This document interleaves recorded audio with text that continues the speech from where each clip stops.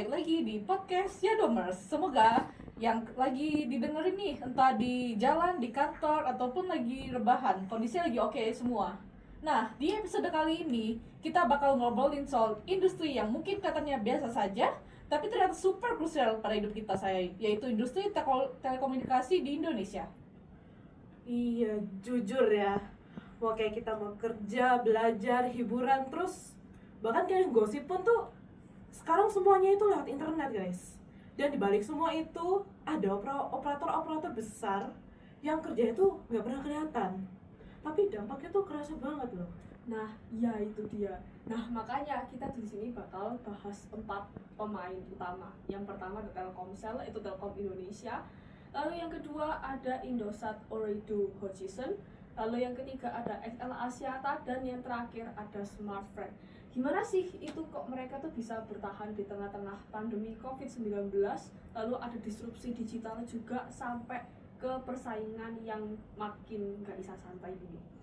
Jadi kita bakal kupas pelan-pelan, santai tapi tetap tajam.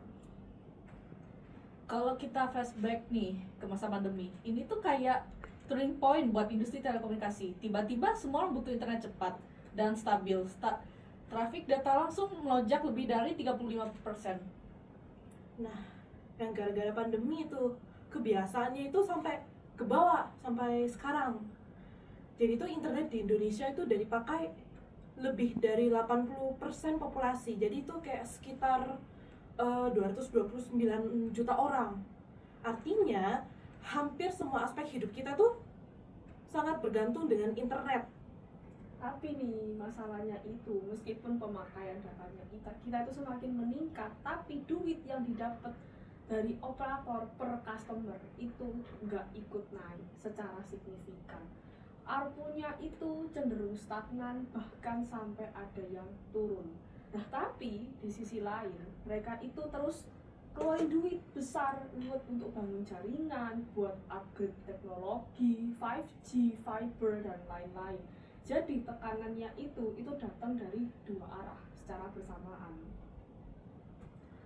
Belum lagi nih, layanan OTT, WhatsApp bikin SMS, dan telepon jadi dipakai, Netflix dan YouTube ngambil porsi hiburan, sudah sejenisnya ngambil kebutuhan meeting, operator jadi kayak jalannya dipakai, tapi duitnya nggak selalu mampir. Oke, berarti kita langsung aja ya guys. Kita mulai dari yang paling gede, Telkomsel Indonesia. Nah, dengan market share sekitar 48%, Telkomnya masih jadi raja di industri ini.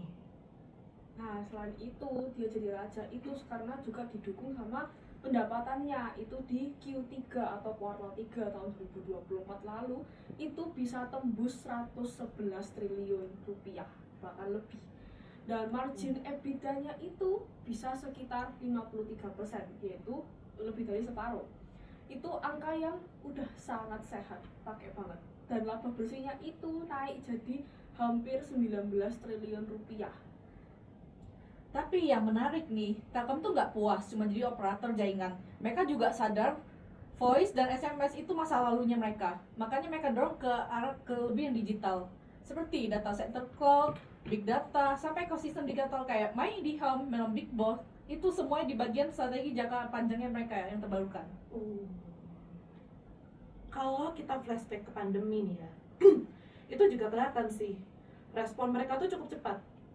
Internet rumah digenjot, solusi kerja jarak jauh tuh disiapkan, kayak benar-benar disiapkan. Konten digital pun itu sudah kuat banget. Jadi mereka tuh gak cuma bertahan, mereka tuh juga ikut membentuk kebiasaan digital baru. Iya sih. Coba kita sekarang cek ke sebelah ini, ke Indosat. Nah, Oke. kalau Indosat ini setelah merger sama Hutchison, Indosat tuh berubah cukup pesat, cukup signifikan. Market share-nya itu sekitar 24%, dan pendapatannya mereka itu sampai 40 triliun, hampir 40 triliun. Keren.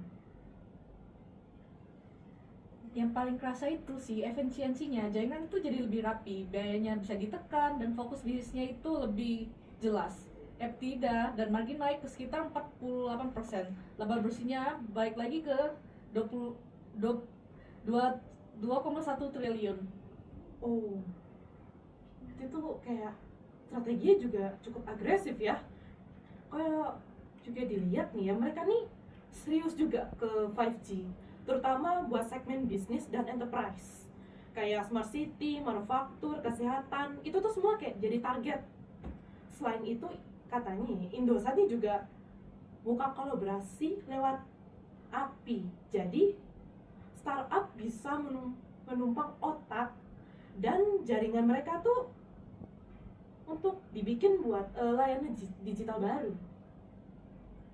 Menarik juga nih. Iya, menarik loh. Oke, sekarang kita ke ada lagi nih yang XL Apa nih. tuh? Gak kalah menarik loh mereka itu. Mereka market share-nya ini juga termasuk lumayan, dimana market share-nya bisa sampai 18% dan pendapatannya itu lebih dari 25 triliun rupiah guys. Lalu laba bersihnya itu juga tumbuh sampai 18% dan dimana kalau di kondisi industri yang sekarang itu pasti bukan angka yang kecil. Itu apa itu? Excel Pelan, sabar. Nah, Oke, balik lagi ya guys. Sekian huru hara kecil tadi. Dan lanjut ini tadi ya, kita ulang lagi yang dimana XL itu tuh juga salah satu jaringan internet yang cukup terkenal selain Indosat dan juga Telkomsel, dan pasti juga banyak orang yang memakai XL ini.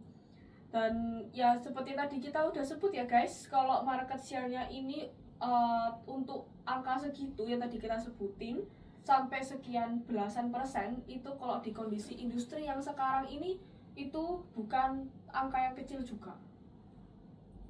Nah, Excel cukup konsisten bangun fiber dan fixed board lewat Excel Home. Nah, mereka juga pinter nih gandeng OTT kayak Netflix dan video. Jadi kayak kita tuh beli paket internet, tapi ternyata gak cuma dapat internet, tapi kita juga dapat paket khusus untuk menonton Netflix dan video. Jadi pelanggan tuh ngerasa paketnya lebih worth it untuk dibeli. Oke, gitu ya. Nah, ini aku mau cerita. Kalian kan tadi cerita tentang Excel nih. Aku ceritain tentang Smartfren. Jadi Oke. Smartfren ini ceritanya agak beda kalau dibanding Telkomsel, Indosat sama Excel tadi. Jadi untuk ARPU mereka tuh rendah, sekitar cuman Rp18.000. Jadi tuh mereka tuh sempat rugi besar, tapi tuh bagusnya mereka tuh nggak nyerah. Oh wow, oke. Jadi sekarang tuh Smartfren itu mulai fokus ke B2B, IoT, terus mereka tuh kayak buat solusi digital buat UMKM, dan paket mereka tuh jadi lebih ramah di kantong. Jadi ya buat kita yang agak bokek-bokek ini itu cocok gitu. Oh. Oke. Iya bener sih, bener. Emang Smartfren itu aku pernah beberapa kali pakai. Itu tuh jadi kayak ngerasa lebih murah gitu loh. Padahal aku tuh sebenarnya Telkomsel user dari semenjak aku zaman dahulu kala itu Telkomsel terus. Tapi kayak pernah sempet nyoba pakai Smartfren. Ih gila, itu langsung seketika namanya harta karun sih dari Smartfren gitu. Nah, faktanya lagi yang terakhir itu, kalau pas April kemarin tahun 2025, nah Smartfren itu merger sama XL, dan ini itu termasuk konsolidasi yang besar banget dan bisa jadi kayak game changer kalau misal dimanfaatin dengan benar. Nah, kalau kita lihat ke arah depan nih, Telkom itu mempunyai peluang gede di cloud dan data center regional, apalagi adopsi digital di Asia Tenggara ini lagi kebut-kebutnya nih. Tapi aku kok hanya ngomongin Indosat ya. Mereka tuh makin kencang tuh di enterprise-nya 5G. Segmennya ini memang gak berlangsung besar, tapi nilainya itu tinggi dan justru lebih stabil. Oh iya, tak. Heeh. Oke, jadi mereka mainnya tuh di 5G memang ya. Kalau Iya. Indosat ini sih. Nah, ini nih si kolaborator dua nih. Kalau XL sama Smartfren ini, mereka kan merger katanya tadi kan. Nah, tapi setelah merger ini, itu mereka punya kans yang lebih, yang bikin ekosistem digital itu lebih lengkap. Jadi smart home, e-health, finance technology, sampai IoT itu buat logistik dan juga UMKM.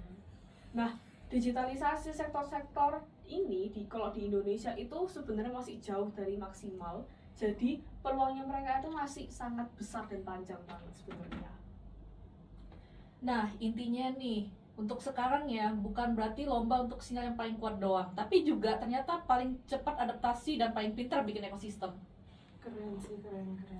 Oke, jadi aku pengen ngerangkum nih, keempat operator ini bisa dibilang ya, mereka tuh sama-sama lagi berjuang keluar dari zona nyamannya mereka, dari bisnis konvensional ke digital.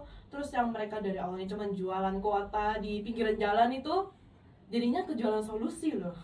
Ya, dan yang jelas itu lagi adalah paling agile dan juga paling berani ambil resiko.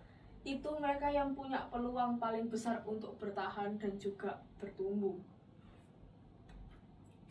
Nah, sekarang nih giliran kalian. Menurut kalian, mana nih operator yang paling inovatif dan layanan digital apa yang kalian inginkan dari para operator ini? Terus pendapat kalian di kolom komentar. Oke, terima kasih sudah dengerin podcast Yadom ini di episode pertama. Sampai ketemu di episode berikutnya yang santai tapi tetap kritis. Salam Yadom. Yadom.